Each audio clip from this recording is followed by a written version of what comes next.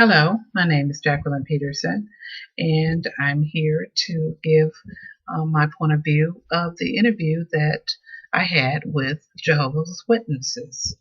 The Jehovah's Witnesses began by Charles T. Russell in 1872.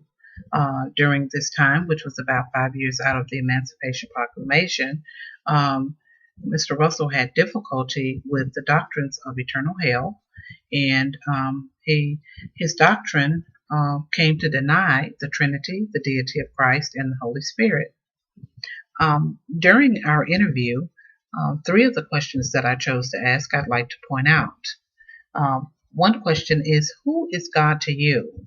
Now, their responses were similar to the Christian worldview, but I would just like to give you their response. Mrs. Brooks said that He is my creator. He is the supreme being, the most high over all. And she gave me a reference to Psalm 83 and 18, that His name is Jehovah. Mr. Brooks, however, said that He's our strength. He's our statute giver. He's our rock. I thought those answers were acceptable because that would probably be a couple of answers that I might use if I had to describe who God is to me.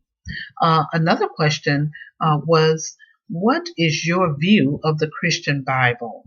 This was, I think, the most compelling question for them because they had to think about what they were going to say.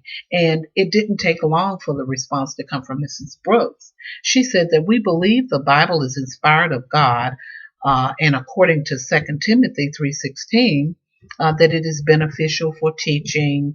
And she went on to say a few other things, which I agree that is what the word is for. It's also for correction. I accepted that answer. I also liked the way that Mr. Brooks responded. He said that the Christian Bible was our guidance. So that too would have been an acceptable response. So unlike the Christian view, we might have different background, or the values may be a little different, but when we're talking about the word, we have similar opinions about that. And the last question is, if you could only state one thing, what is the most important thing in your life?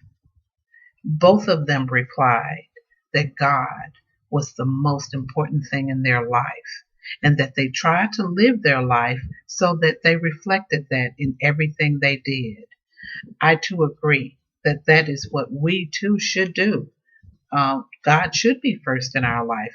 It should be the most important thing in our life. It should be first in our lives.